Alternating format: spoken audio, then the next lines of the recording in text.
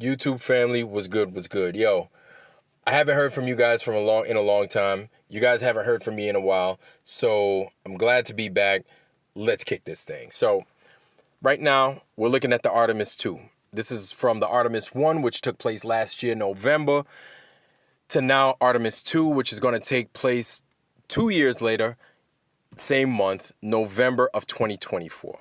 This time it's going to have a bunch of people inside the dang rocket.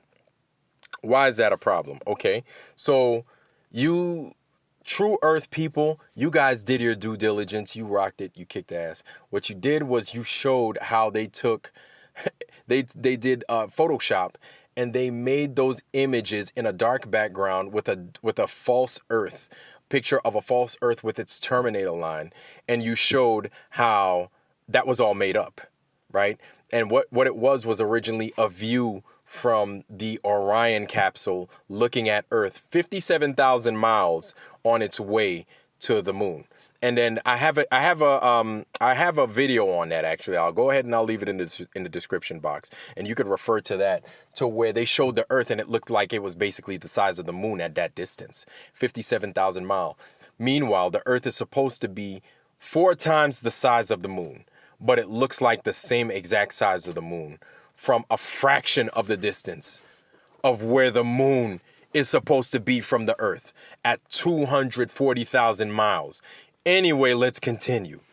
So here it is. They're talking about the past and all these other BS lies of all this, the 24 astronauts and the 6 missions that went between 1969 and 1972 to the moon from Apollo. Now they're talking about Artemis 2, right?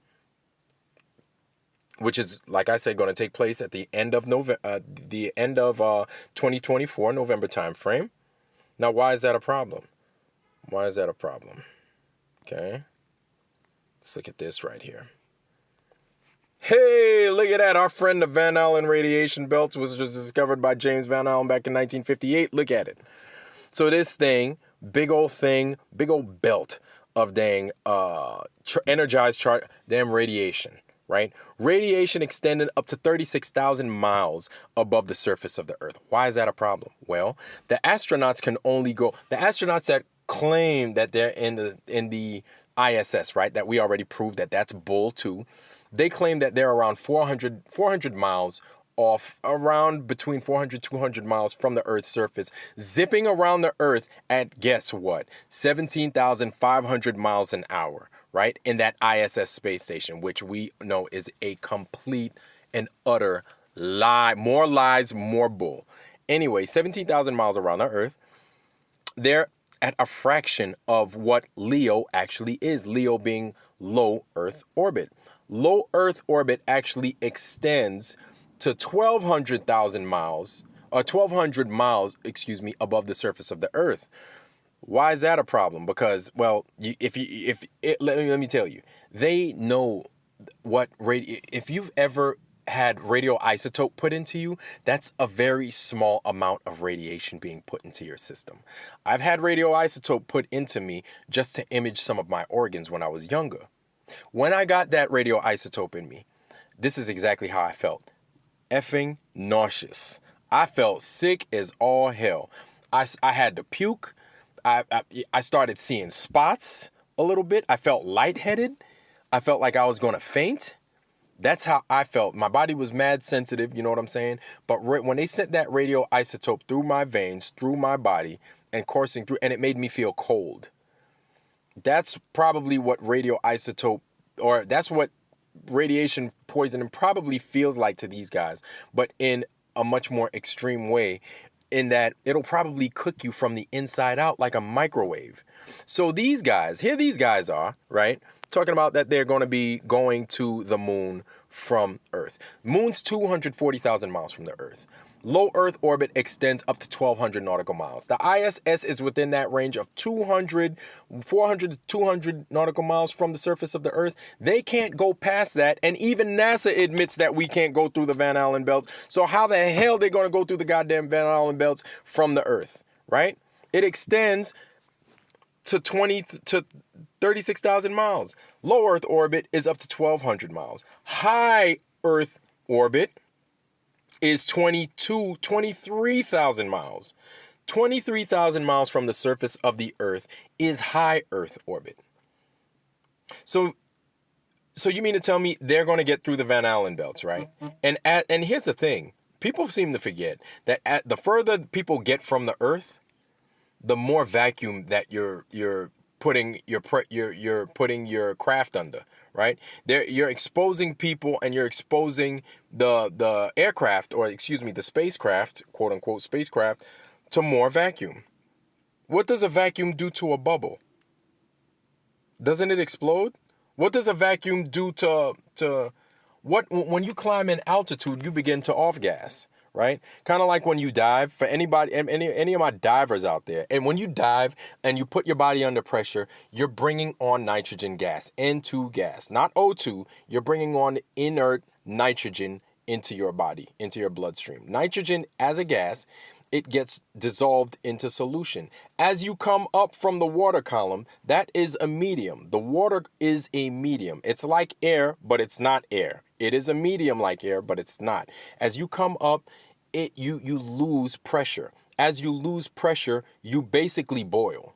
You off gas. That gas wants to go somewhere. So the thing is when you're at a certain depth for a certain amount of time, a pretty deep depth, you have to wait, and you need to let your body acclimate at that pressure and off gas naturally, so you can come up in steps gradually, so you don't wind up getting bent.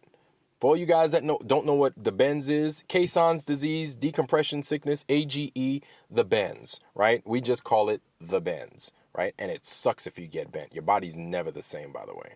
So that's the same thing when you leave the surface of the Earth and then you climb in altitude, and even if you're in a pressurized environment, right? There's so much pressure that your spacecraft can give you that can overcome the vacuum or the lack of pressure that's outside your spacecraft. Because this is not an airplane. You need to apply a vacuum, or you need to apply a pressure that can equalize to what's on the outside. So how do they do that? They can't do that. How, you know what? I'm not going to say they can't do that. My question is, how do they do that? How do they do that if we have the Sandusky labs in Ohio trying to achieve the same thing, trying to achieve what -17 torr is on the moon, at the moon area? This isn't outside of our solar system, y'all. This is around where the moon is. That's -17 torr. So the problem with that is the Sandusky Research Institute place, right, in Ohio, that can only replicate -6, right? Almost a third of what the moon has to offer for these people. So you mean to tell me they're going to get through the Van Allen radiation belts? They're going to be able to pressurize their cabin to a degree to where it can overcome the vacuum of space. Then here's the best part. So they're going to open up their once pressurized freaking cabin, expose themselves to what the moon has, right? That's what they're going to do. And the moon now is at -17 torr. So these are human beings that are going to once again, because remember we did it 6 other times, right? In the 60s and the 70s, we're going to go out there and we're going to replicate a vacuum, or the opposite of the vacuum, in order to stay alive and survive and perform these miracles and quote unquote scientific experiments on the moon. This is what we're supposed to believe, people. This is exactly what we're supposed to believe. I'm not going to get on my soapbox and talk about, well, we're being lied to. For y'all that know, we are being lied to. You already know. But how do you do it? My thing is, how is it done? Or is it not there? So instead of saying they're lying, we need to ask that question, right? How do you do that? How do you overcome that vacuum? If you've done it already and you say that that vacuum is there, how do you do it? Because you're getting on the moon and you're claiming that the moon is solid, right?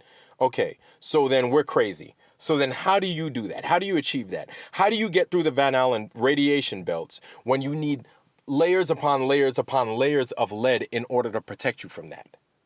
How do you do that? And this is radiation coming from all directions, right? Nobody's thinking about that. How do you achieve that? What are you doing to achieve that? we need to maybe redirect these questions, because we've already pigeonholed the hell out of all these liars, right? But they are looking past us because nobody wants to pay us any mind, because they're so attached to the globe that they don't want to see anything else. And that's okay. It's an ego thing. It's mostly ego driven, because we've already proven that this earth is truly a level and plane. We've proven that. Now we need to change these questions up, and we need to ask how this is overcome. How do you overcome this, right? How do you overcome this? How do you overcome high Earth orbit, right? How do you overcome low Earth orbit and the Van Allen radiation belts? How is that achieved in order for us to reach these heights that you claim that we're reaching? How do you do that? YouTube family, that's all I got. Just work with me, y'all. Work with me, bear with me. That's all I got. That's all I got today. It's good to hear from y'all. It's good to see from y'all. If you got any questions, drop them in the comment spot. I'm gonna let y'all do what y'all do. And hey, it's good to hear from y'all, see from y'all, YouTube family. Love y'all. I'm out.